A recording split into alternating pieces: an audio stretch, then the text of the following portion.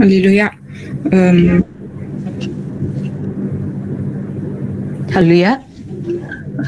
再一次奉主耶稣圣名在这里做分享。 Dalam nama Tuhan Yesus berkongsi dengan kalian di sini. 在此问候在座的传道以及各位青年们，大家晚上平安。 Pertama-tama saya ucapkan selamat malam dan salam sejahtera kepada pendeta dan juga para saudara-saudari sekalian. 那今天晚上呢，会与大家我们一起来看的这个题目呢，就是家庭计划里面的其中一个小部分的主题。 Pada malam ini kita akan merujuk kepada satu subtopik yang kecil dalam perancangan keluarga. 因为讲到家庭计划呢，就是其实它是有包括我们之前所讨论的那个assisted reproductive method， 就是那个就如好像试管婴儿的那一些。 Karena sebelum perancangan keluarga ini termasuklah dengan topik-topik yang pernah kita kongsikan, yaitu seperti persenyawaan di tube IVF， 就是 IVF， ya in vitro fertilization。 所以呢就是因为我们要计划我们的家庭要有多少个小孩子。 Karena kita akan merancang berapakah orang anak yang akan kita lahirkan dalam keluarga kita. 所以如果我们要增加的，他们就其他在医学上面呢，他们就可以做一些在医学上帮助他们怀孕的方法。 Oleh itu dari segi perubatan itu akan membantu mereka untuk proses kehamilan. 那在家庭计划里面呢，除了增加他们孩子的数量，他们也可以控制或他们的孩子的数量。 Selain daripada menambah yaitu jumlah anak dalam keluarga, mereka juga boleh mengawal ataupun mengurangkan jumlah anak dalam keluarga. 所以呢，这就是我们有会讨论到的关于这个避孕的这个问题。 Oleh itu kita akan bincangkan topik pencegahan kehamilan pada malam ini. 那首先呢，我们会来看这个关于这个月经。 Pertama-tama kita akan melihat tentang haid. 那我们如果要明白避孕他们是怎样来去 function 怎样操作的，那我们首先就要先明白月经。 Oleh itu, sekiranya kita ingin memahami bagaimanakah mereka mencegah kehamilan, maka haruslah kita memahami terlebih dahulu apakah itu datang bulan ataupun haid. 那就是在这个每一个月呢，在每一个正常的女性呢，她们都会来一次月经。 Bagi setiap golongan wanita yang normal, maka setiap bulan mereka akan datang satu kali, yaitu haid mereka. 那其实这个月经呢，它其实就是那个身体要准备那个女性怀孕。 Dan datang bulan ini bertujuan adalah untuk menyediakan wanita itu untuk proses kehamilan. 那其中两个呢，比较主要，它就是有操作这个月经的这个荷尔蒙呢，就是这两个。 Dan ada dua hormon yang utama yang mengawal yaitu proses datang bulan ataupun haid ini. 那呢就是 estrogen 跟 progesterone， yaitu estrogen dan juga progesterone. 那接下来呢，我们会来看这个女生的生殖器官。 Seterusnya kita akan melihat sistem pembiakan wanita.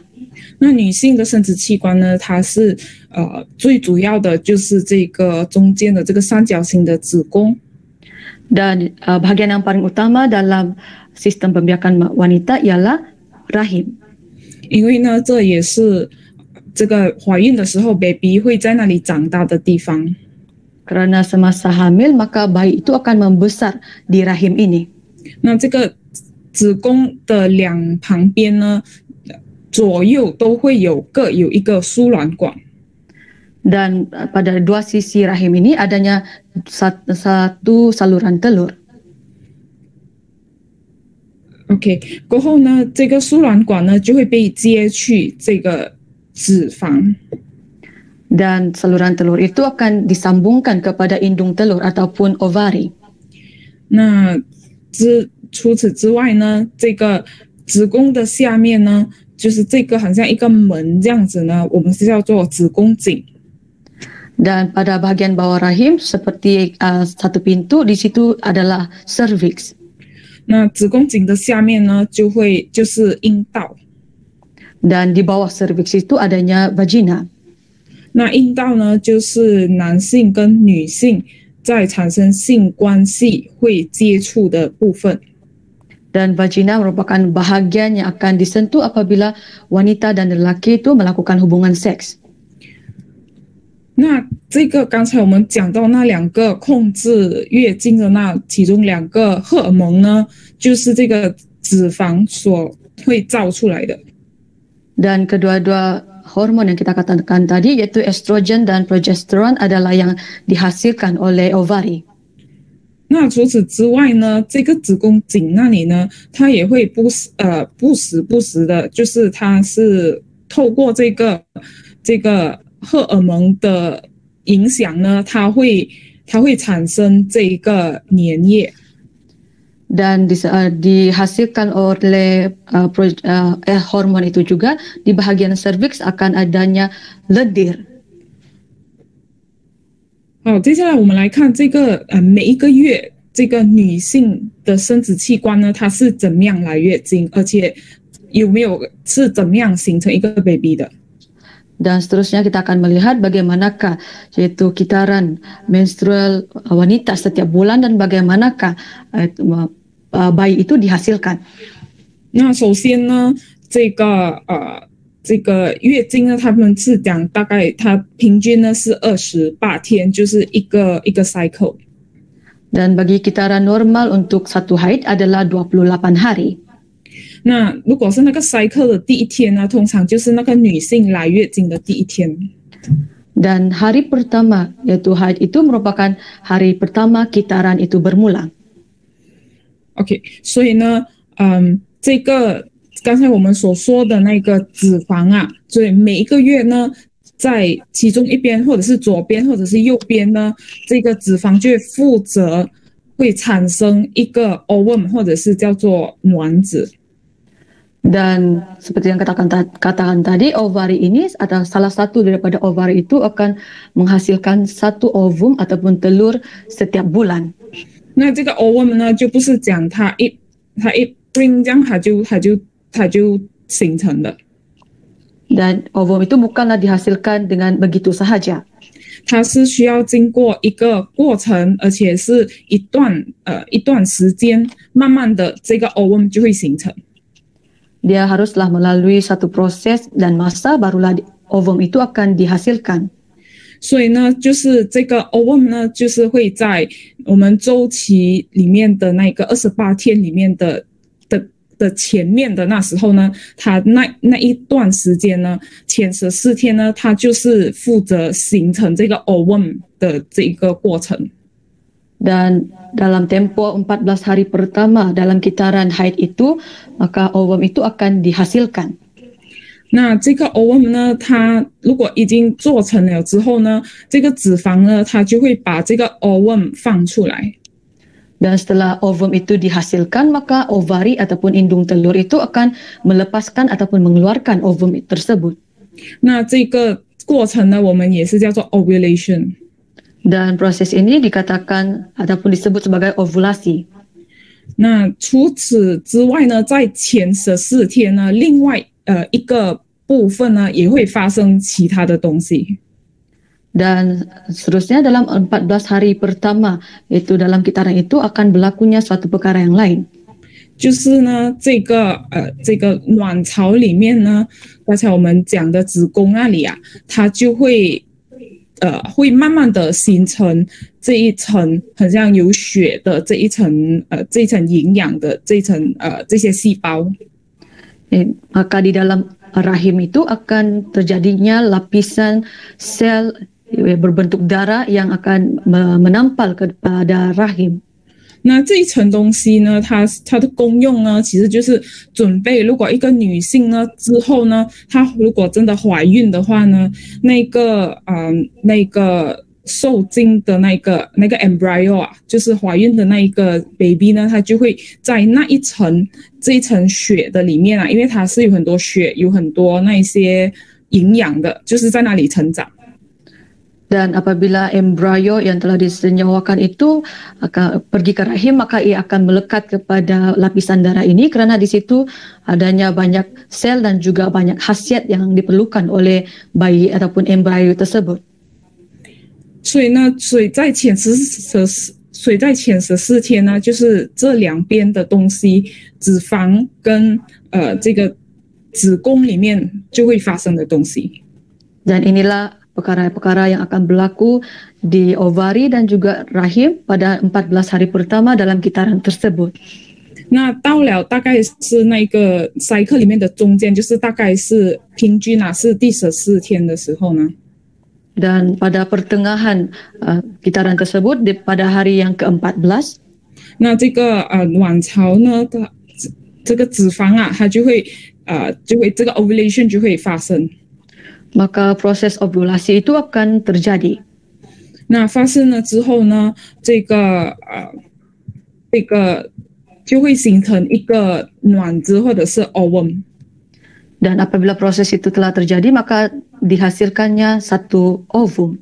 那如果是那时候呢，如果男性呢跟女性呢有性关系， dan sekiranya pada waktu itu wanita dan lelaki adanya hubungan seks, 所以在那一段时间呢，如果他们有性关系的话呢，这个sperma 就是精子呢，就会从这个阴道进这个子宫。 maka sekiranya ada hubungan seks, maka sperma lelaki itu akan masuk dari vagina ke bahagian rahim. 就会有很多的精子呢，就会很努力的从这个阴道游泳，好像就是慢慢的就是移动到去找这一粒的卵子。 Dan ada banyak sekali sperma yang akan berenang perlahan-lahan untuk mencari sebiji ovum ini. 那他们相遇的时候呢，就是就会形成这一个过程。 Dan apabila ovum dan sperma itu bertemu, maka mereka akan terjadilah proses ini. 在这么多千万的精子里面呢，就只有一个精子呢，正常来讲呢，就只有一个精子呢会跟这个卵子结合。 Dan daripada ratus ribuan itu sperma itu hanya ada satu sperma sahaja yang akan bersenyawa dengan ovum ini.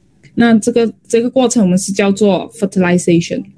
Dan ini adalah yang disebut proses persenyawaan. 或者是我们华语就是受精啊，就是 fertilization 啦 ，OK。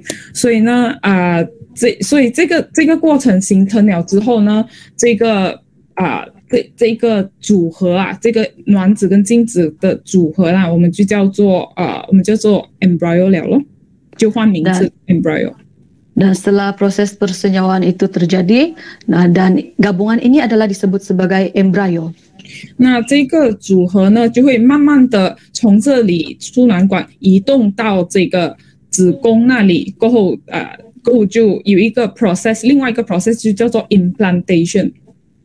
Dan embrio ini akan perlahan-lahan melalui saluran telur dan mereka akan dia akan pergi ke rahim untuk proses implantasi. 那这个 implantation 就很像一个我们种东西这样子啊，那一个 embryo 呢就种进那一层血啊，就是那个子宫的那一层血进去。 Proses implantasi ini adalah yang mana embrio ini melekat ataupun menempel kepada lapisan darah di dalam rahim tersebut. 那这样子呢，这个之后呢，这个embryo 呢就会慢慢的成长，形成一个婴孩。 Dan embrio tersebut akan membesar perlahan-lahan dan ia akan menghasilkan seorang bayi. 可是如果这个受精这个过程是 fertilization 没有发生的话呢？ Tetapi sekiranya proses persenyawaan itu tidak terjadi, 那到差不多这个28天这一个 cycle 里面的差不多最后的时候呢， dan hampir kepada tempo akhir pada kitaran 28 hari ini, 那就是也是因为荷尔蒙的改变呢，这一层血呢就会流出来。Dan juga oleh disebabkan perubahan hormon maka darah ini akan dikeluarkan. 所以这个血一流呢，就是下一个cycle又继续的形成了。Dan apabila darah ini dikeluarkan maka kitaran yang seterusnya telah bermula. 所以呢，这个女性呢又来月经了。Dan maka golongan wanita telah datang haid lagi. OK， 那现在我们来看，所以避孕呢，刚才我们是讲，因为我们要知道我们就是因为有一些夫妇啊，可能他结婚了之后，他可能有了2个孩子，他就不要有孩子了。Dan sekarang kita pergi ke pencegahan kehamilan dan kita mungkin berbincang tentang itu ada suami istri yang setelah bernikah mereka mempunyai 2 orang anak dan tidak lagi mau memiliki anak. 或者是这一对夫妻呢，他就可能暂时可能因为健康的问题啊，或者是那个妻子的健康问题呢，他的身体是不适合怀孕的。Ataupun pasangan suami istri ini oleh sebab itu masalah kesehatan kepada terhadap istri itu dan tidaklah sesuai untuk mengandung ketika itu. 因为如果她怀孕的话，就可能是一个非常高风险的怀孕，甚至她会死掉了。Dan sekiranya dia mengandung, dia akan mengandung dengan berisiko tinggi, maka mungkin dia akan mengalami bahaya nyawa. 所以就可能妈妈孩子也是会没命的啦。 Dan mungkin ibu dan juga anak juga kedua-duanya mungkin tidak bernyawa. 所以在这种情况之下呢，他们也是要避孕。 Oleh itu dalam keadaan yang sedemikian mereka juga harus mencegah kehamilan. 好，所以呢，这样如果我们要讲避孕的话呢，我们其实它的最主要的一个 concept 就是什么呢？ Dan apakah yaitu konsep yang paling penting dalam pencegahan kehamilan? 因为我们刚才说，主要其中2个主要控制这个身体的月经的这个荷尔蒙呢，是这2个 estrogen 和 progesterone。 Tadi kita telah katakan bahwa hormon-hormon yang penting untuk mengawal kehamilan ini adalah estrogen dan juga progesterone. 所以呢，那个避孕呢，它就其中一个方法呢，它就用这2个荷尔蒙来把这个怀孕呢，就是避开这个怀孕。 Oleh itu kita menggunakan estrogen dan juga progesterone ini untuk mengelakkan kehamilan. 那所以呢，如果是讲到避孕呢，其实我们可以把它分为它有很多种的 classification 啦。我们其中一个怎样把它分类呢？就是我们把它分为是荷尔蒙类的，或者是不是荷尔蒙类的。 Oleh itu pencegahan kehamilan ini boleh diklasifikasikan kepada beberapa kelas, yaitu kelas yang hormon dan juga bukan kelas hormon. 就是 hormonal contraception 跟 non-hormonal contraception， yaitu pencegahan hormon, ada pencegahan hormon dan juga bukan pencegahan secara hormon. 那如果是我们看在 hormonal contraception 之下呢，它就是我们接下来就会讨论。 Dan seterusnya kita akan bincangkan yaitu pencegahan kehamilan secara hormon. 所以呢，其实呢，这个 hormone 的这个避孕方法呢，它就只有它可以归为2大类。 Dan pencegahan kehamilan secara hormon dibahagikan kepada 2 bahagian besar. 就是第一种呢，就是它是有2种一起 estrogen 跟 progesterone 一起加起来的一个避孕的一个药， yaitu obat ataupun pil hormon gabungan antara estrogen dan juga progesterone. 那这个第2种呢，它就没有 estrogen， 它就只有 progesterone。 Yang kedua hanya ada progesterone dan tidak ada estrogen. 所以呢，就是就只有这2种的 hormonal 的这一种药啦。 Dan hanya ada obat yang ada 2 hormon tersebut. 可是当然市场上它有不同的生产的公司啊，所以它就会生产出很不同种类，可是它都是它都是会被归类于这两种罢了。Dan di luar sana kilang juga mengeluarkan banyak pil hormon sedemikian, tetapi mereka hanya akan mengeluarkan 2 hormon ini.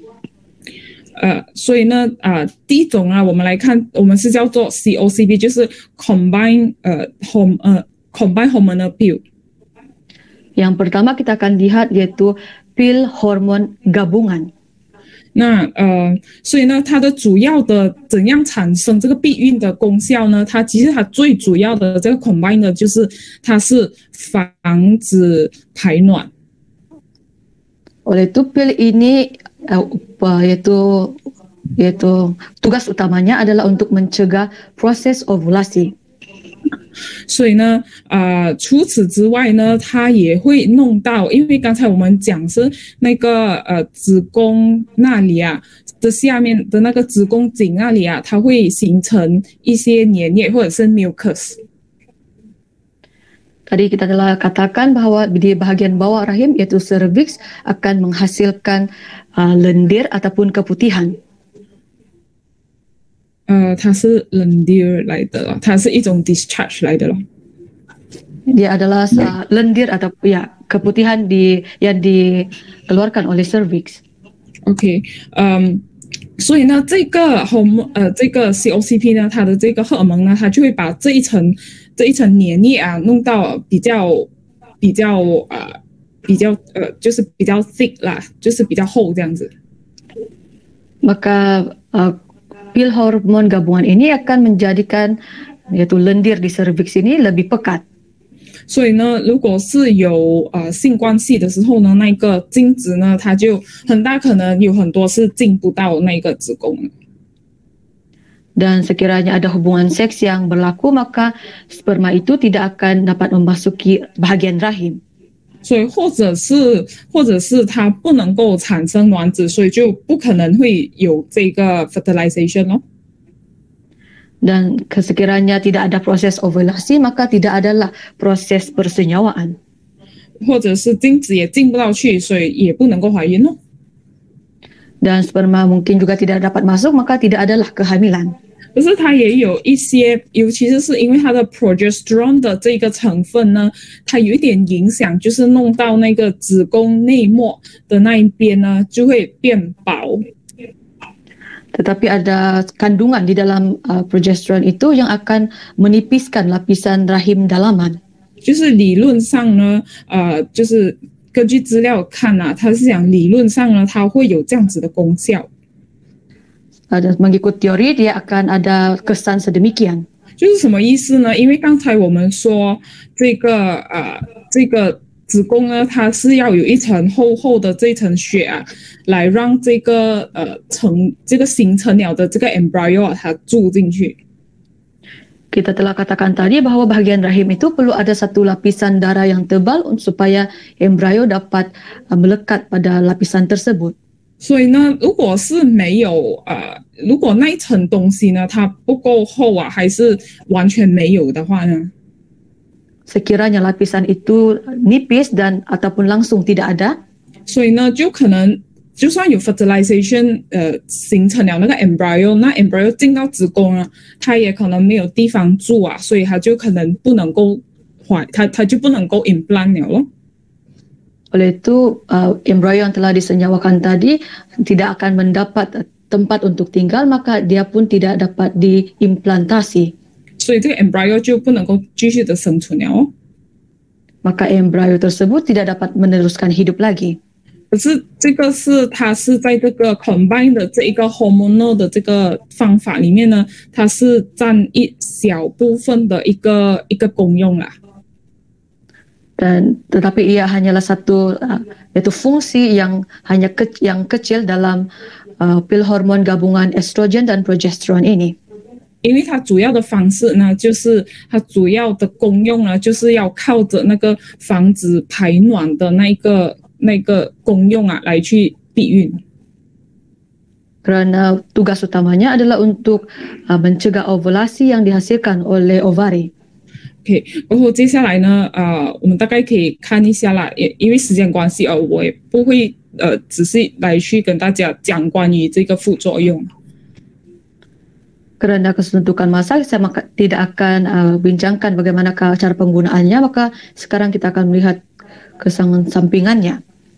就是我们的副作用，我们不用放太多的，我们不用太过注重这个副作用啊。Kita tidak perlu terlalu melihat kesan sampingan ini. 因为对于一个健康的一个女性呢，年轻健康的，她是这些副作用对于她们都不会有这样子的影响啦。Kerana bagi golongan wanita yang sihat dan yang masih muda, maka kesan sampingan ini tidak akan memberi kesan kepada mereka. 可是这里有讲到，如果是那一些比较上年纪了的，就是尤其是那种40岁以上的，如果他长期用这一个 combine 的 pill 呢，他就可能会第三个就是它会提高得到这个乳癌或者是子宫颈癌的这个风险。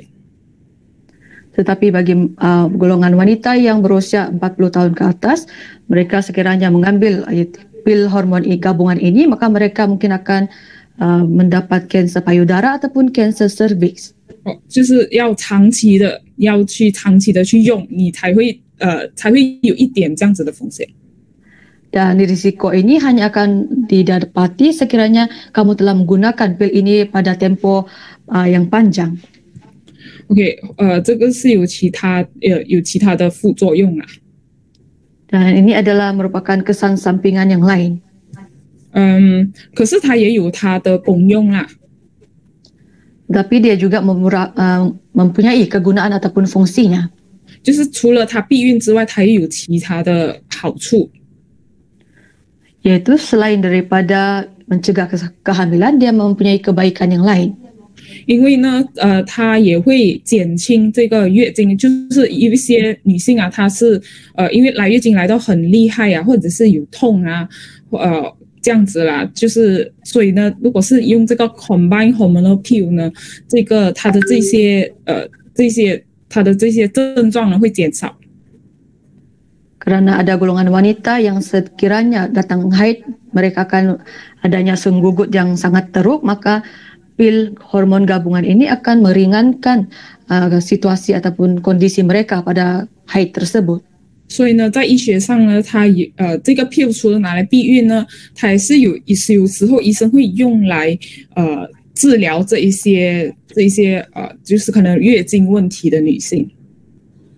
Oleh itu, dalam segi perubatan, selain daripada mencegah kehamilan, maka dokter akan mengesyorkan ubatan ini untuk mengatasi masalah datang bulan ini. 还有一个就是呢，他是讲，因为刚才我们讲，如果长期用啊，那些高年龄的女性啊，它会提高这个乳癌啊 breast cancer 或者是 cervical cancer。 Dan seperti yang kita katakan tadi, setelah penggunaan tempo masa yang panjang, maka golongan wanita yang berusia 40 tahun ke atas, mereka akan berisiko tinggi untuk menghidapi kanser payudara ataupun kanser cervix.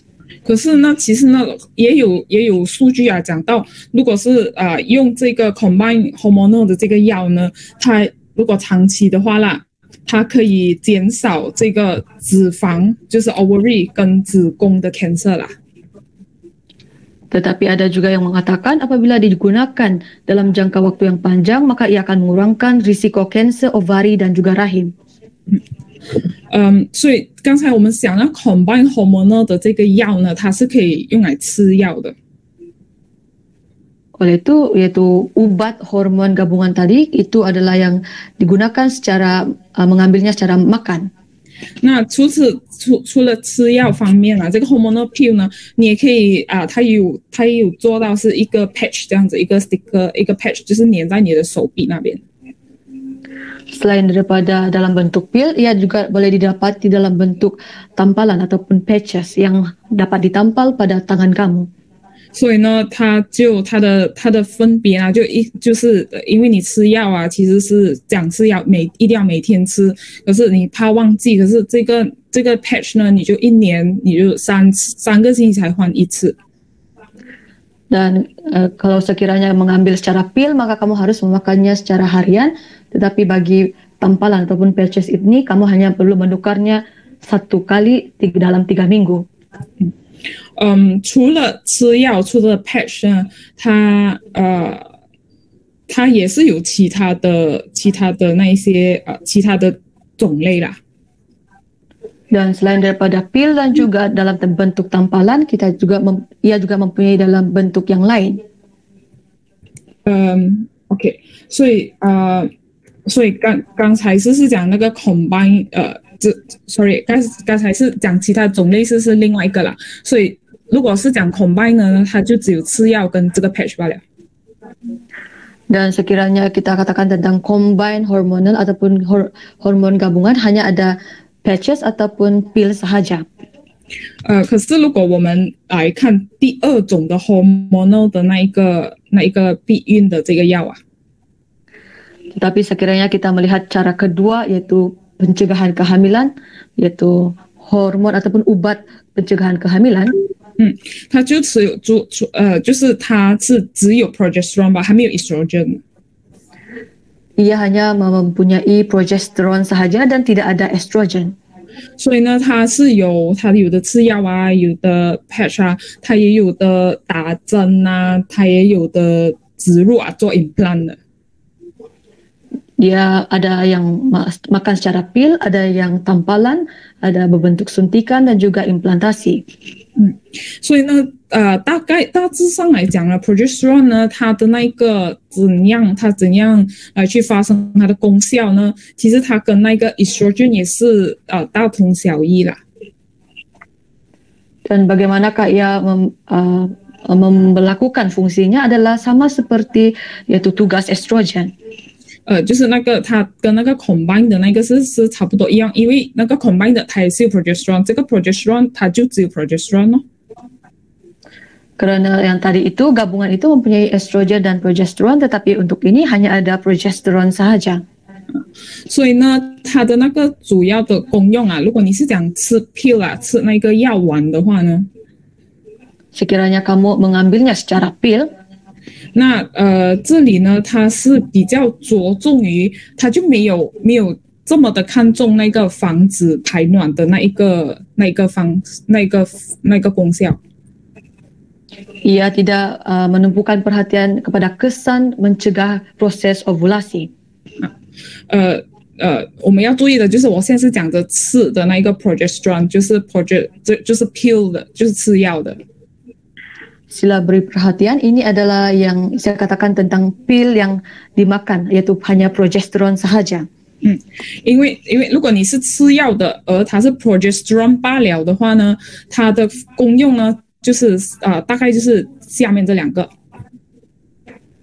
Dan sekiranya kamu hanya mengambil pil progesterone sahaja, maka tugas ataupun fungsinya adalah kedua yang butir bawah ini. 就是它会弄到那个粘液啊变到 thicken 啊， yaitu ia menjadikan pekat dan tebal lendir di bahagian cervix. 或者它理论上呢，它也可以弄到那个子宫的内膜啊变到很薄。 Dan secara teorinya dia juga akan menipiskan lapisan rahim dalaman. 可是它也有一小部分的这个功用呢，有时候它也可以帮助防止排卵。 Dan satu lagi yaitu fungsinya yang mungkin kecil, ia juga dapat membantu dalam pencegahan ovulasi. 所以呢，这就是它跟 combine 的那个差别。 Oleh itu inilah perbezaannya antara progesterone dan juga gabungan sebentar tadi. 可是如果我们来看 progesterone 罢了，可是如果我们拿来打针注射的话呢？ Sekiranya kita melihat progesterone sahaja dan di dalam bentuk suntikan, 所以呢，我们是叫它的那个药呢，其中一个是叫做 Depo-Provera。 salah satu daripada obatnya adalah Depo-Provera. 那这个呢，它的主要功用呢，因为它的那一个 dose 是比较高的。 Karena dos untuk hormon ini adalah lebih tinggi, 所以呢，它就比较着重于可以产生这个阻止 prevent ovulation 的这个功用。Maka ia akan menghasilkan fungsi mencegah proses ovulasi. 过后还有接下来呢还有一个呢，就是它是implant 的。Dan seterusnya adalah secara menanam. 对不起，我讲回刚才那个，它是主要的就是它 prevent， 它就是阻止排卵。可是当然，因为它怎样的话，它都是 progesterone， 所以它也是有刚才所讲的，应该它也是会有那其他的那个 progesterone 的那一个功用，就是刚才讲的那3点。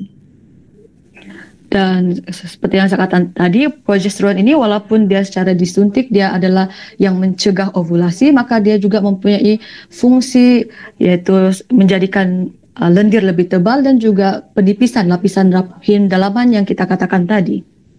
所以呢，我们就是要看它哪一种跟它主要的功用是怎么样产生。Oleh itu haruslah kita melihat apakah bentuknya dan juga apakah fungsi utama yaitu hormon tersebut. 那还有另外一个呢，就是 implant 的。Seterusnya adalah implant ataupun secara menanam. 那这个 implant 的呢，就是它的主要的功用呢，就是它会弄到那一个cervix 那个子宫颈的那里的那个粘液啊，也是变厚啊。Dan fungsi utamanya juga adalah untuk menebalkan dan juga memekatkan yaitu lendir di bahagian cervix. 而且它也会弄到那个输卵管，是因为那个 ovum 嘛，它要从那个精子，它要从那个脂肪，我们看回刚才那个，因为那个 ovum 是如果它 ovulation 了之后是，如果它要从这个 ovary 出来的话呢， Dan sekiranya ovum itu ingin keluar daripada ovari, 它其实这个输卵管它其中另外一个功用呢，就是它会帮助它会移动，它会蠕动这样子，就是帮这个 ovum 这样子出去这样子。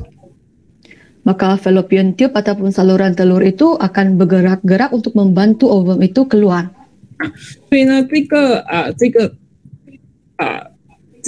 个implant 的这个 progesterone 这个 hormone 的这个功用呢，它就有会弄到这个输卵管的它的那个蠕动力啊，它就没有这样厉害。 Oleh itu maka secara progesteron secara implan ataupun ditanam ini akan menyebabkan yaitu saluran telur itu tidak akan begitu aktif bergerak. 所以呢也是有避孕的功效咯。 Dan juga mempunyai kesan untuk mencegah kehamilan. 那还有一个呢，就是它也是主要也是会阻止这个脂肪生产卵子，就是 ovulation。 Dan ia juga akan mempunyai kesan untuk menghalang yaitu ovari untuk menghasilkan ovum yaitu proses ovulasi.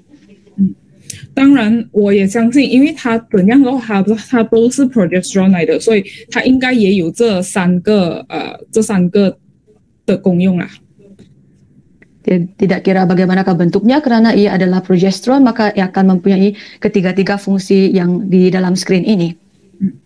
OK， 所以呢，这个 progesterone 呢，它的功用呢，因为它没有 estrogen， 所以它是比较适合那些喂奶的母亲。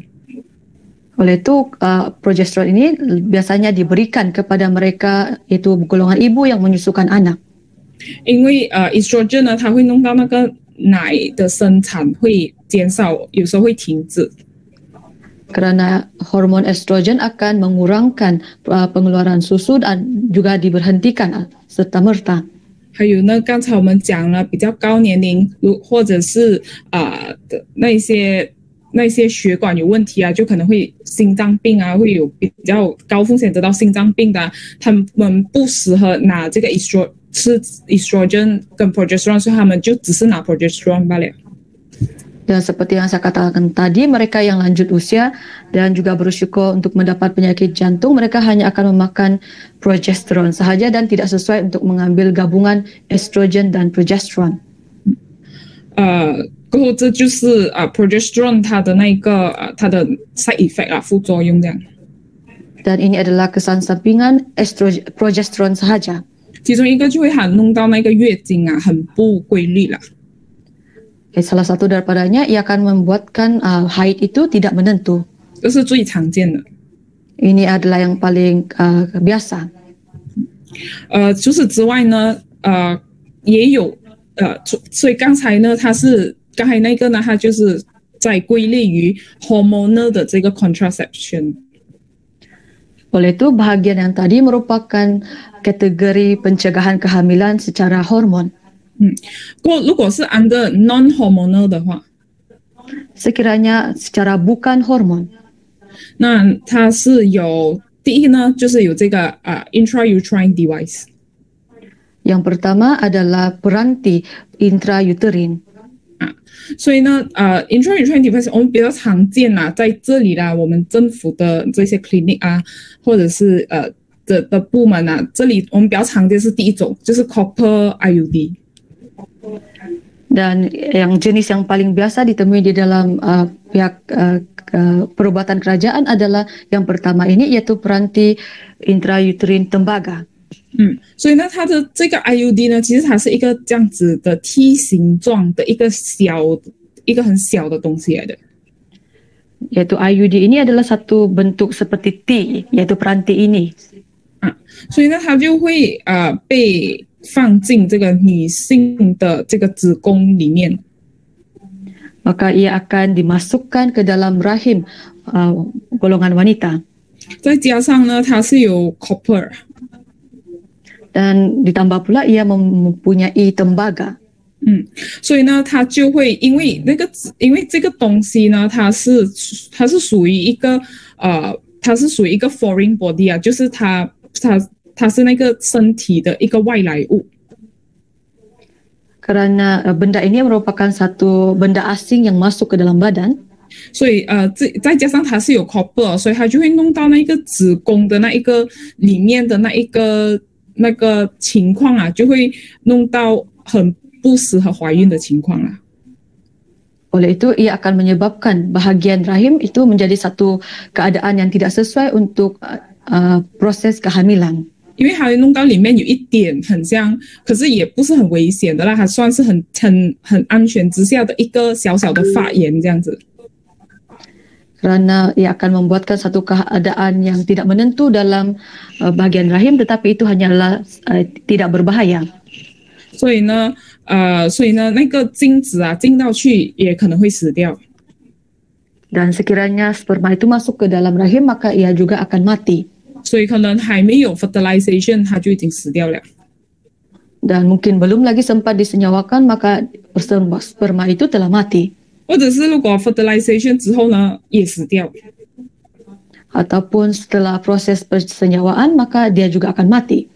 或者是它 fertilize 了之后呢，因为它也算是因为那个 T 在那边就是在里面这样子啊，在那个子宫的平时人家正常怀孕的地方。 Karena setelah persenyawaan, karena device ini ataupun peranti ini berada di dalam bahagian rahim yang dimana selalunya wanita akan mengandung. 所以呢，这个 embryo 啊也是没有地方 implant， 所以这个 embryo 也就可能不能够继续的生存了。 Dan menyebabkan embrio itu tidak mempunyai tempat untuk ditanam, maka dia tidak dapat meneruskan hidupnya lagi. 所以这就是它大概的这个避孕的这个怎样产生的功用啊。 Oleh itu inilah bagaimana penggunaannya dalam proses pencegahan kehamilan. 过后呢，它的其中一个比较主要的副作用呢，就是它有可能会弄到这个宫外孕。 Dan salah satu kesan sampingan yang lebih utama untuk IUD ini adalah kehamilan ektopik ataupun kehamilan luar rahim. 因为那个 embryo 呢，它没有地方 implant， 所以它可能会 implant 在这个下面这里啊 ，cervix 子宫颈啊的这些部分啊也有。 Karena ia tidak ada tempat tinggal di dalam rahim, maka mungkin dia akan ditanam ataupun implant di bahagian cervix. 或者比较长的，就是在输卵管这里怀孕 implant 在那边。ataupun yang lebih biasa ataupun normal lagi, ia akan ditanam di bahagian saluran telur. 所以呢，这种我们叫做 ectopic pregnancy 是很危险的，要紧急做手术。 Oleh itu kehamilan ektopik ini adalah sangat berbahaya, maka haruslah pemberahan dijalankan serta merta.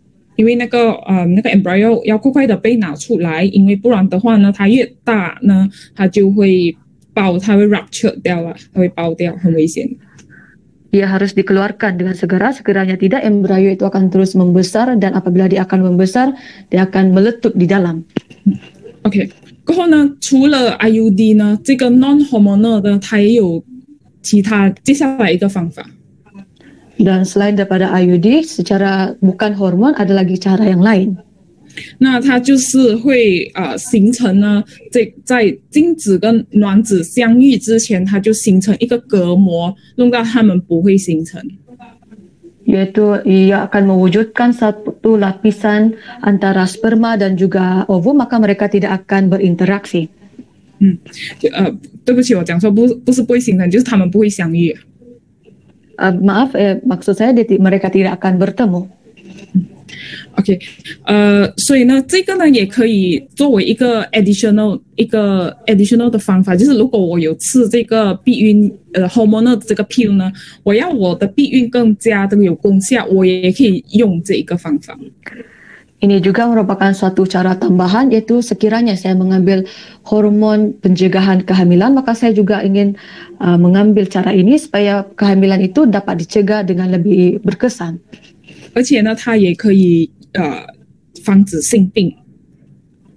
Dan seterusnya ia juga dapat mencegah jangkitan yang disebarkan melalui hubungan seks.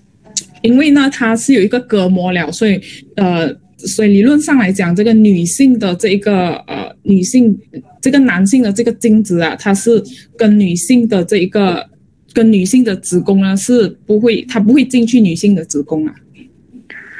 Oleh itu karena adanya sekatan di situ, maka sperma dari golongan lelaki tidak akan masuk ke dalam rahim wanita. 所以呢，那些性病啊也是会比较没有这么高风险的被传染咯。 Maka penyakit secara yang melalui hubungan seks itu tidak akan disebarkan ke dalam rahim. 过后呢，这个隔膜的这个 barrier method 呢，我们常见的 condom 啊，就是男生用的 diaphragm 就是女生用的。 Dan cara penyekat ini adalah yang selalu digunakan adalah kondom bagi golongan lelaki dan juga diafragma bagi golongan perempuan. 或者是有一些那些好像是出产的那些 spermicide 啊，就是那些 gel 这样子啊，它是用来杀精子的那一些 gel 来的。 Dan ada lagi yang lain merupakan spermicide, yaitu dalam bentuk gel, ia adalah digunakan untuk membunuh sperma.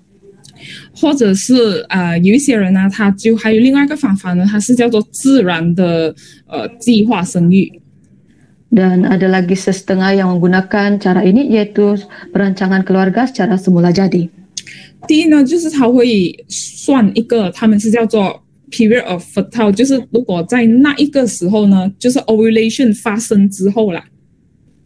Yaitu mereka akan mengira, yaitu dalam period of fertile ataupun tempo subur, mereka setelah proses ovulasi itu terjadi.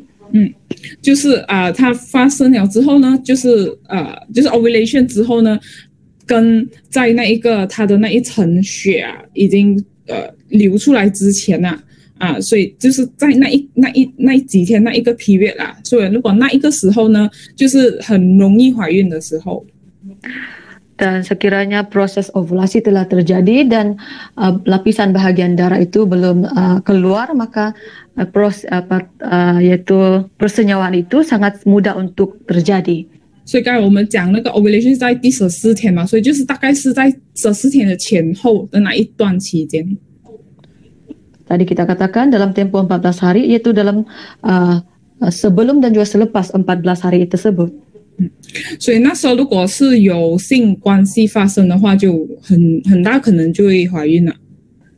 Dan sekiranya ketika itu hubungan seks dilakukan, maka besar kemungkinan terjadinya kehamilan.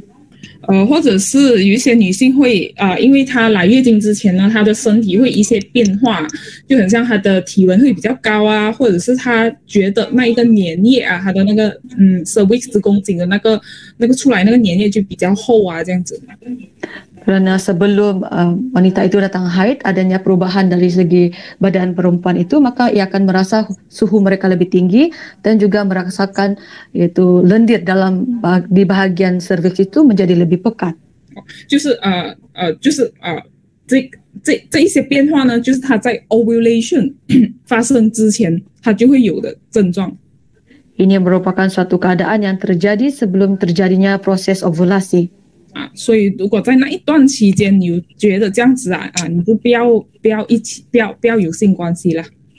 Sekiranya kamu mengetahui keadaan kamu pada ketika itu, maka janganlah kamu melakukan hubungan seks pada ketika itu. 或者是如果一个母亲啊，她是在尤其是她刚刚生孩子的前6个月，如果她有 breastfeeding 的话呢？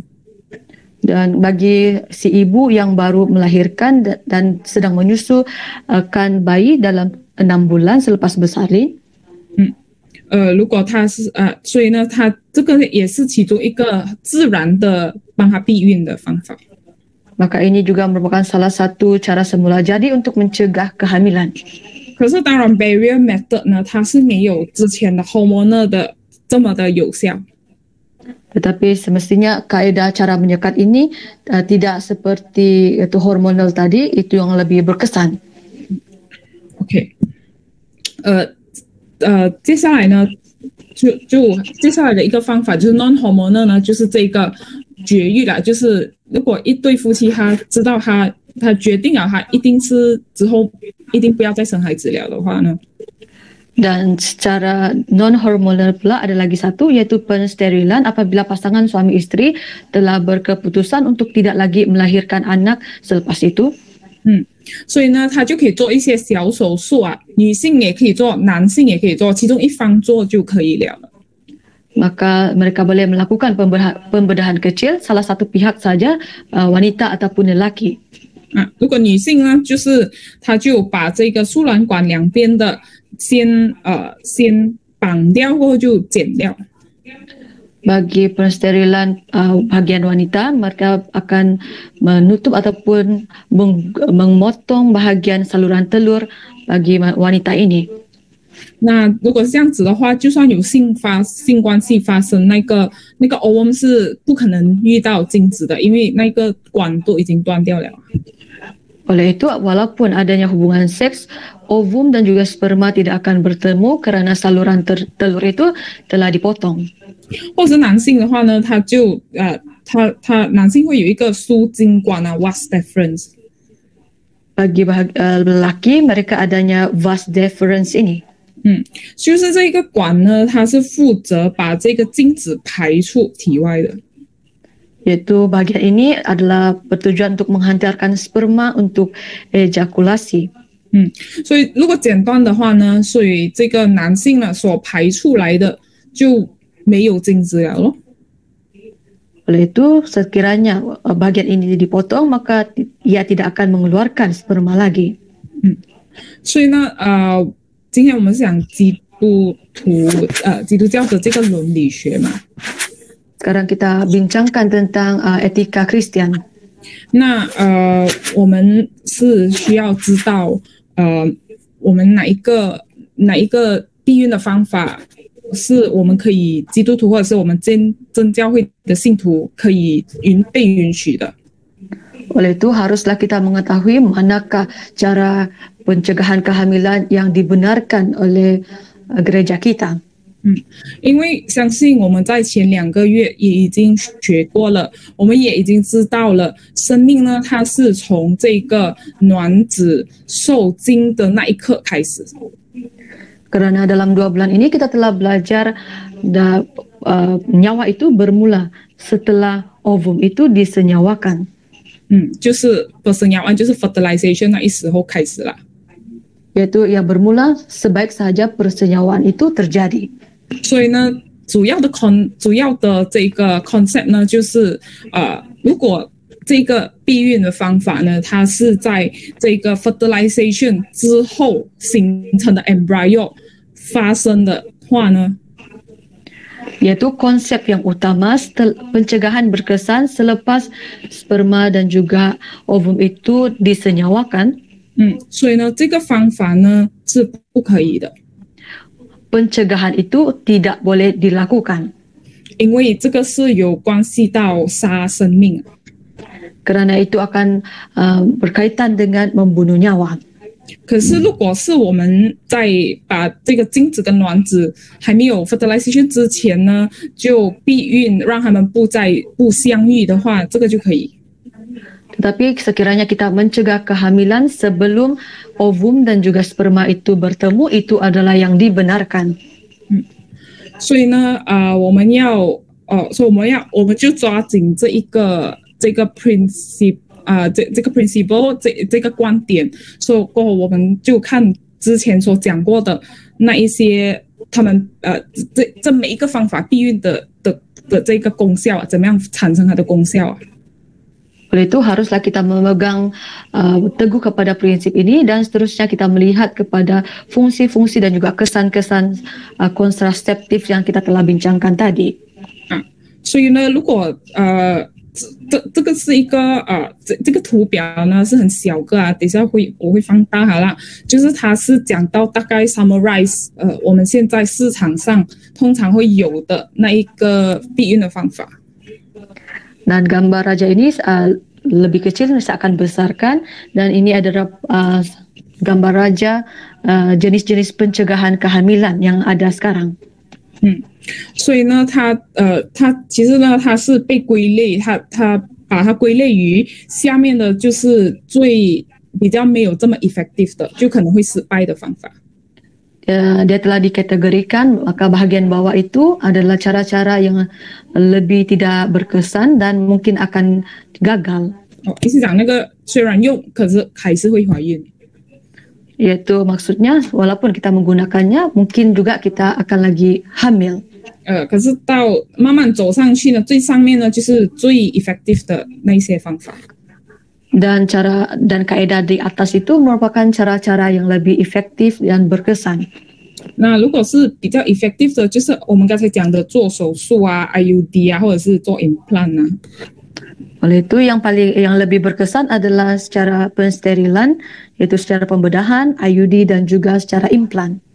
那关于这个IUD 呢，因为我们刚才也有讲到，它是因为它在那里啊，它是这个卵子受精呢，它是卵子受精之后呢，它是有可能不能够 implant， 所以它就不能够继续生存。 Tadi kita ada katakan tentang IUD apabila embrio itu telah disenyawakan, tetapi adanya IUD di dalam rahim maka ia tidak dapat hidup lagi. 或者是它的 Cooper effect 啊，或者是那些小小的发炎的情况之下，这个 embryo 也是会死掉。 Dan karena kesan daripada tembaga itu, maka embrio juga akan mati. 所以呢，这个方法呢，就是我们教会之前也有已经决定了，这个方法是不能够用。 Oleh itu, pihak gereja telah memutuskan sebelum ini, cara ini ataupun kaedah ini tidak boleh dan tidak dibenarkan. 那还有其他的方法呢？ Dan ada cara yang lain? 就是这第一跟第二当然是它不会相遇，所以第一跟第二个方法是可以的啦。 Dan bagi kaedah yang pertama dan kedua, dan ovum dan sperma tidak akan bertemu, maka ini adalah yang dibenarkan. 那一些barrier method 就是我们刚才讲了，就是当然它是比较 less effective 的啦，所以就是 condom 啊，或者是你自己算热期啊，或者是用那些 gel 啊那一些方法。 Dan kondom ataupun perancangan secara semula jadi ataupun secara spermicide itu adalah yang lebih kurang berkesan. 可是这些都是就是它在 fertilization 发生之前所产生的避孕的功效。 Tetapi ini bukanlah yang dilakukan sebelum yaitu proses persenyawaan. 所以呢就没有杀生命了。maka ini tidaklah membunuh nyawa. 那除此之外呢，如果我们讲到 hormonal 的话呢， Dan sekiranya kita bincangkan tentang secara hormon, 可能我们需要比较小心啦， maka kita harus lebih berhati-hati.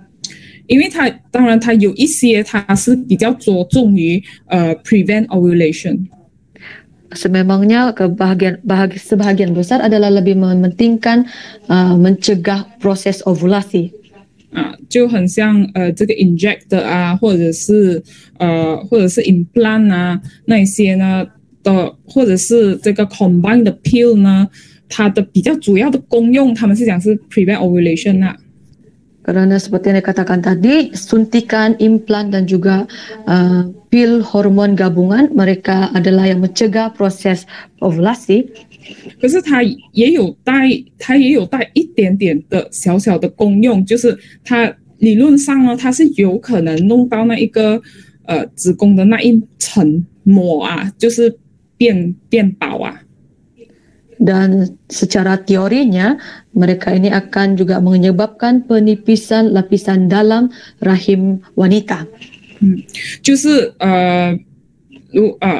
所以那个 embryo 呢，它进到去那个卵巢里面的时候呢，它就可能因为太薄，它就不能够继续生存啦。Dan apabila embrio itu masuk ke dalam rahim karena lapisan darah bagian rahim itu terlalu nipis, maka dia tidak dapat meneruskan hidup lagi. 所以呢，如果是万一这个 ovulation 虽然它要阻止 ovulation 发生，可是如果万一真的，因为它不是 100% 的，万一如果真的没有成功阻止到这个 ovulation 发生过后 fertilization 发生的话呢？ Dan sekiranya proses ovulasi, sememangnya dia mencegah proses ovulasi, tetapi tidak semestinya berkesan, dan proses ovulasi mungkin lagi terjadi, dan selepas itu proses persenyawaan pula terjadi.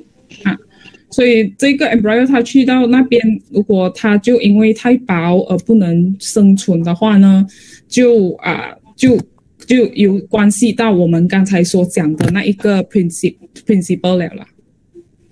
Dan sekiranya embrio yang telah disenyawakan tidak mempunyai tempat untuk tinggal, dan ini akan kembali kepada prinsip yang kita katakan tadi. 所以我们要很小心啦。 Oleh itu haruslah kita berwaspada. So 作为我分享的结论呢，就是只是用这个圣经章节与大家一起做勉励啦。 Oleh itu kesimpulan perkongsian saya menggunakan ayat kitab ini untuk menjadikan satu dorongan bersama. 就诗篇127篇第3节。 Mazmur bilangan 127 ayat 3. 这里讲到儿女是主所赐的产业，所怀的胎是他给的赏赐。 Di sini dikatakan sesungguhnya anak-anak lelaki adalah milik pusaka daripada Tuhan, dan buah kandungan adalah suatu upah. 如果今天我们讲到避孕的话， sekiranya pada hari ini kita bincangkan tentang pencegahan kehamilan. 虽然这些全部的我们所讲的全部的方法啦，它都不是 100% effective， 除了那一个做手术的啦。 Dan cara-cara yang kita bincangkan tadi mungkin tidak 100% dia adalah berkesan, kecuali lah pembedahan yang tadi itu. 再加上有一些方法我们是不可以用的。 Dan ditambah pula ada lagi kaidah yang memang kita tidak boleh gunakan. 所以如果我们可以用的话呢，我们就可以去采用吧。 Sekiranya itu adalah yang dibenarkan, maka kita boleh menggunakannya.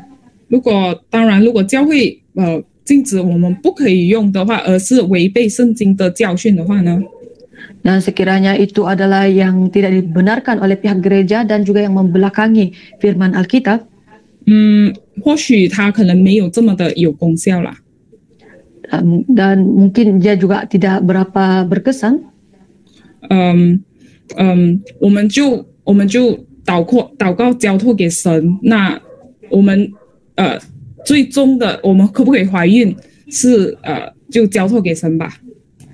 Dan yang paling penting kita serahkan hal ini ke dalam tangan Tuhan, karena Tuhanlah yang akan menentukan sama ada kita akan hamil ataupun tidak. 我们就做我们本分就好了。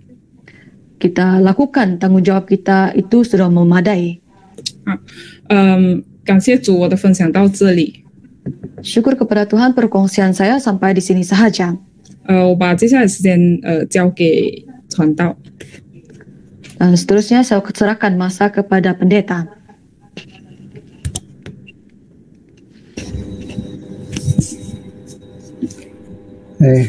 Haleluya，谢谢张思玲姊妹刚才的一些分享。 Haleluya, kita berterima kasih atas perkongsian saudari Joanne Chong sebentar tadi. 也非常详细了。 Dan memangnya sungguh teliti. 可能我会给大家再思考的2个问题哈。 Mungkin saya akan memberikan kalian 2 persoalan yang untuk direnungkan. 因为我们现在都在那个基督教伦理学里面的那个算是第6诫哈，不可以杀害生命。 Karena kita sekarang berada dalam etika Kristen dalam hukum ke-6 yaitu jangan membunuh.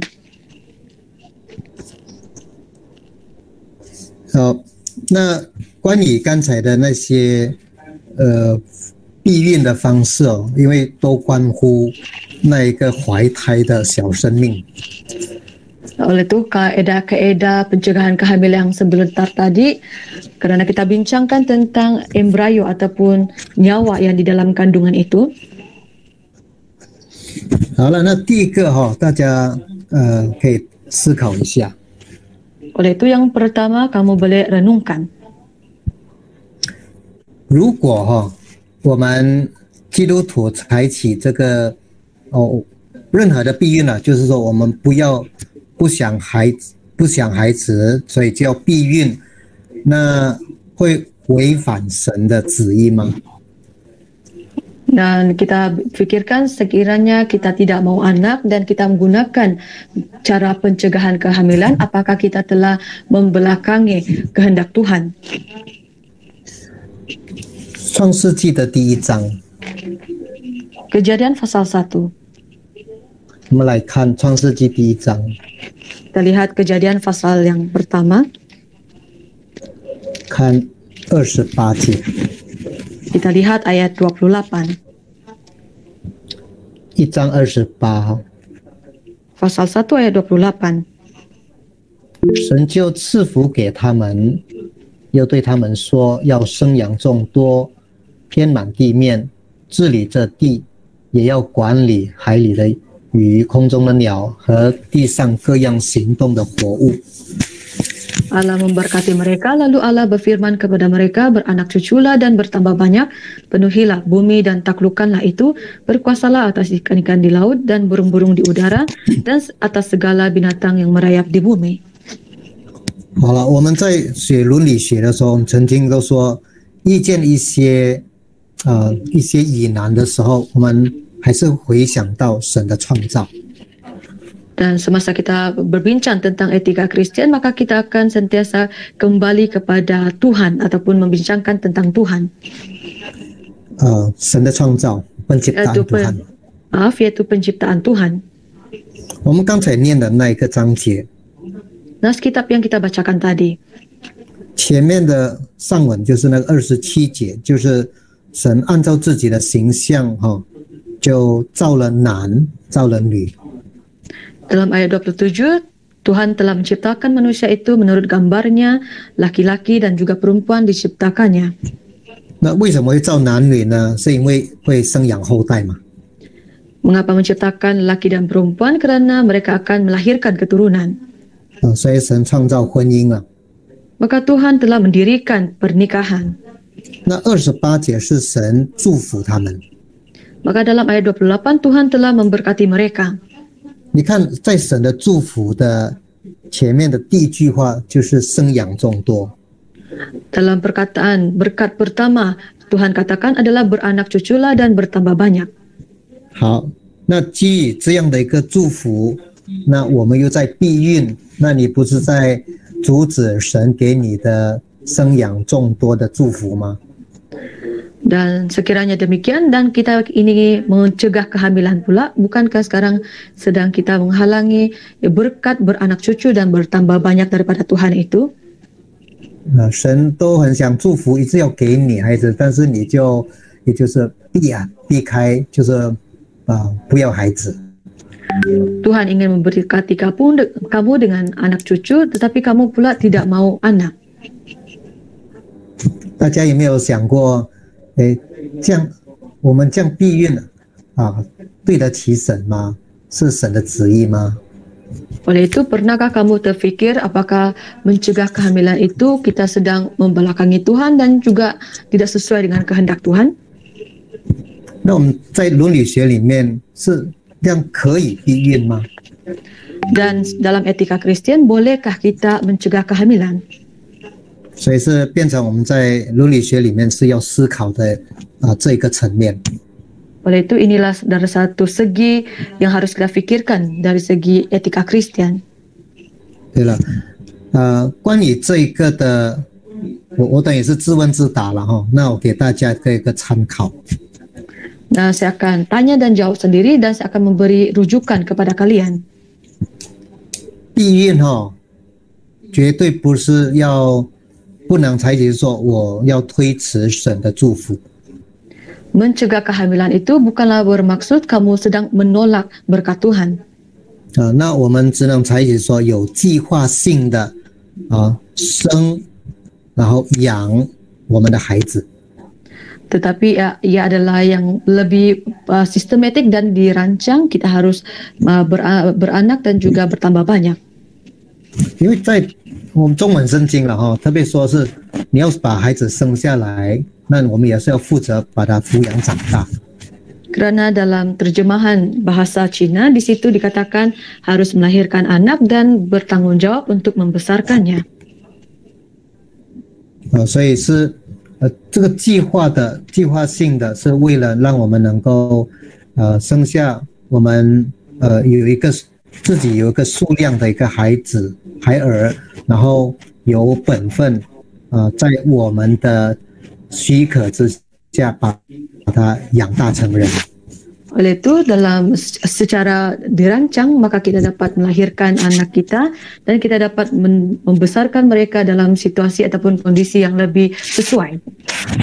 而且我们是说想生养的好的，我们有好素质的孩子。 Dan juga kita katakan kita haruslah melahirkan anak-anak yang berkualiti. 好，那过来呢？如果我们结婚以后的弟兄姊妹夫妻如果是故意不要生孩子，都不想要孩子，这个是不对的因为你绝对就拒绝了神的祝福。 Dan bagi saudara-saudari dan juga pasangan suami istri yang telah berkawin, sekiranya setelah berkawin kamu tidak mahu memiliki anak, maka ini adalah yang tidak boleh karena kamu sedang menolak berkat daripada Tuhan. 除非刚才有提到说我们有健康上的问题，那是可以深受考虑的。 Kecualilah seperti yang dibincangkan tadi adanya masalah kesehatan, maka itu bolehlah dipertimbangkan. 那如果要结婚，但是不想孩子，不要生养孩子，那当然这个就违背了那个婚姻的那个目的。 Oleh itu, sekiranya kamu telah berkawin tetapi tidak mau memiliki anak, maka kamu telah membelakangi yaitu tujuan pernikahan itu didirikan. 因为我们想过有一些结了婚以后，想要一个孩子都没有的都一直在祷告求主赏赐。 Karena ada yang telah berkawin, walaupun tidak ada seorang anak pun mereka telah berdoa kepada Tuhan supaya Tuhan mengurniakan mereka seorang anak. 对，重点就是回到神给我们的婚姻，他就是要祝福我们生养孩儿，但是我们有计划性的来去生养养育孩子。Oleh itu kita kembali kepada Tuhan yang memberkati kita dari segi perkawinan dengan anak-anak kita. Kita melahirkan anak dan juga membesarkan anak secara dirancang dan sesuai dalam kondisi yang sesuai. 这个是比较合乎伦理的。 Ini adalah yang lebih sesuai dengan etika Kristen. 那如果有时候没有这种避孕方式，没有这种计划的话，生了好多的孩子，但是没办法养，这也不是神的合乎神的旨意。 Karena sekiranya tidak mencegah kehamilan dan seterusnya melahirkan ramai anak dan tidak membesarkan dengan baik, maka ini juga membelakangi dan tidak sesuai dengan kehendak Tuhan.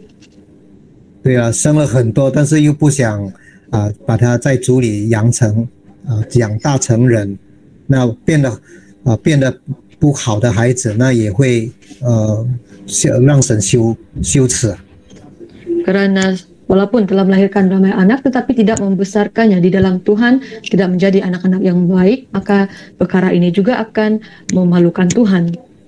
所以我们在家庭计划里面是要有一个适合的数量的孩儿，但是也有素质的孩子。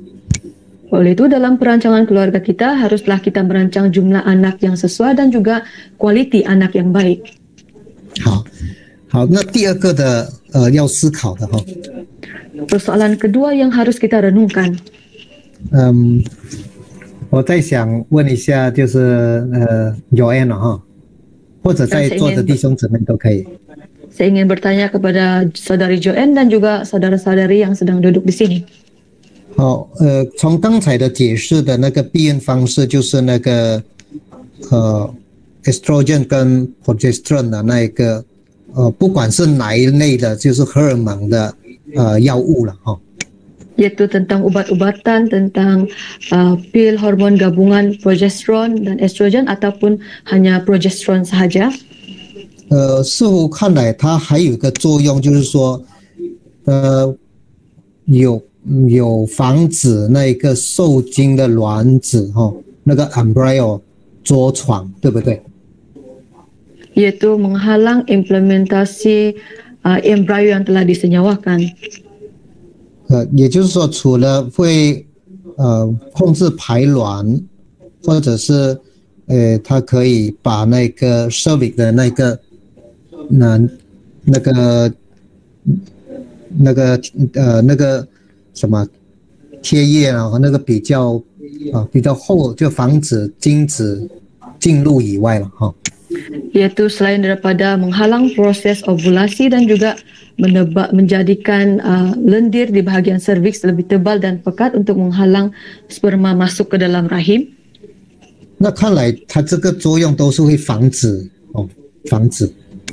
Dan nampaknya ini adalah yang menghalang, proses menghalang.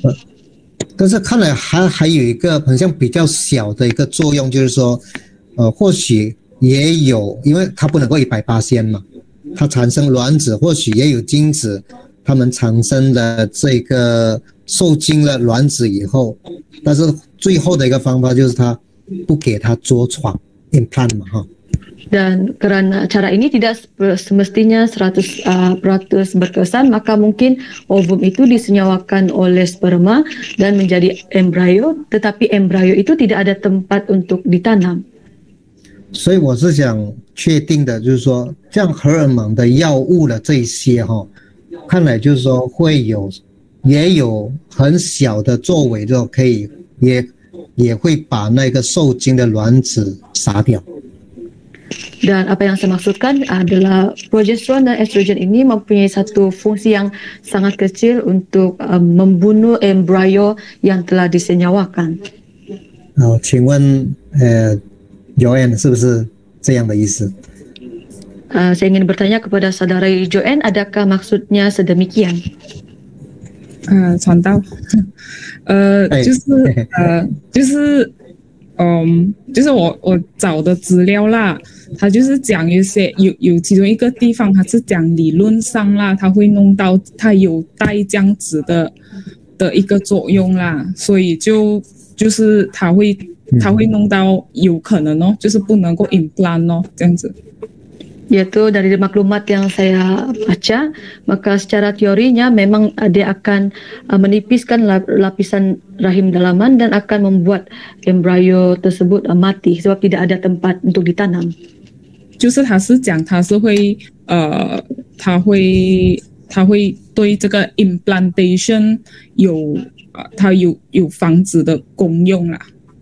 Yaitu dia akan mencegah proses implantasi ataupun proses penanaman embrio itu. 就是说，万一在他服用这个药物的时候，排卵防止不了，也没办法禁止精子就是说还是进入的话，可能会有受精的机会，是不是？ Itu maksudnya semasa mengambil ubat-ubatan ini, ovum itu masih lagi ada peluang untuk disenyawakan. 是的，传道。可是他就是讲他是非常喜欢，不是主要的那个功用这样子。Ya, sememangnya ada, tetapi itu bukanlah fungsi utama ubat-ubatan ini. 所以看来说，服用这种荷尔蒙的药物来说，也有没有那种数据说，吃了这些药还是怀孕呢？有没有？有的，也是有。就是他就算他有那一个他就算防止 implantation 是，可是他不是100% 的。如果我们要知道他的他的那个 percentage 就是刚才那个最后一个 slide 的时候就是这些咯，所以对上面的那个做手术那些也是，它是最有效的咯。所以这个就算是最有效的啦，他们的这个 risk of pregnancy 就是失败的那一个percentage它是 out of 100个人是这个最有效的是，也有0.5% 的人会怀孕，还会啊。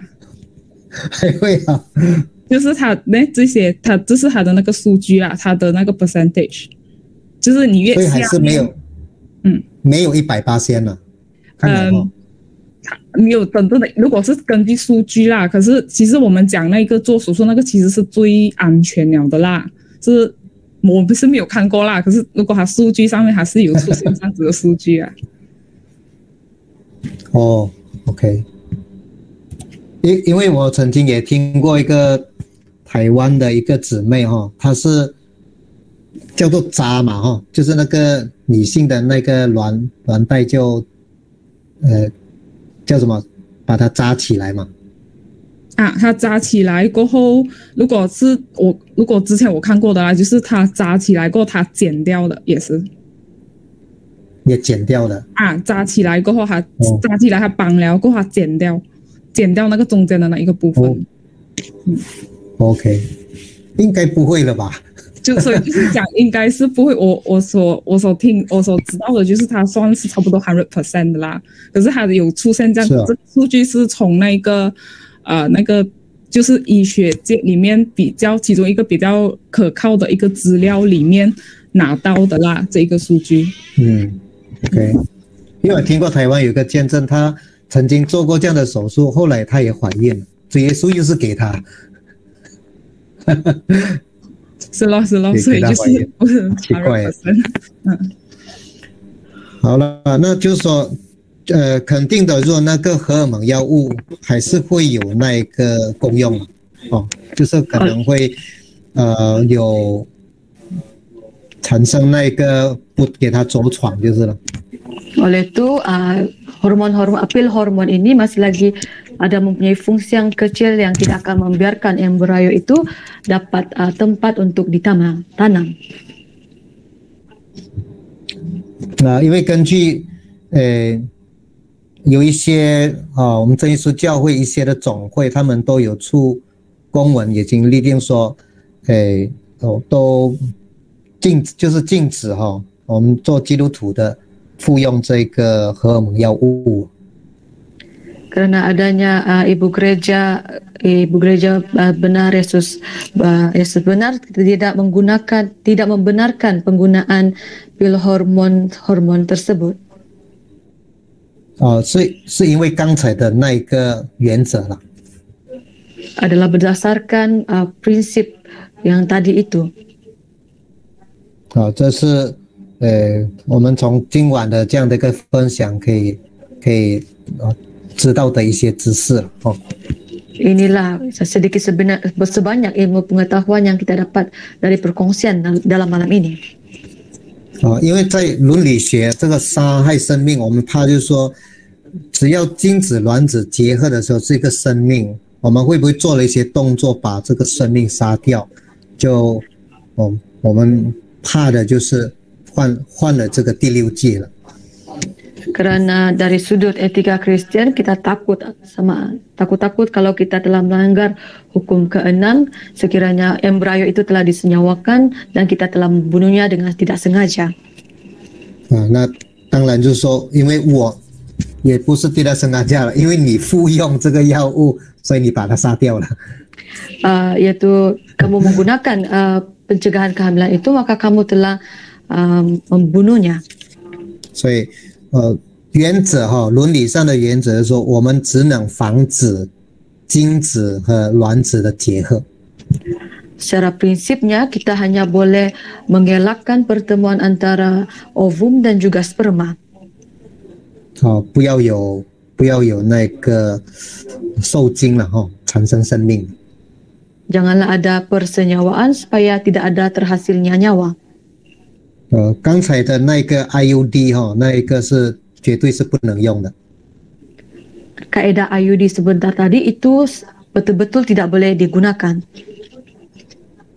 这是肯定的了Ini adalah yang pasti. 好了，我看就这样的一个分享我看交给 Yakobus。 Saya serahkan kembali kepada saudara Yakobus. 好。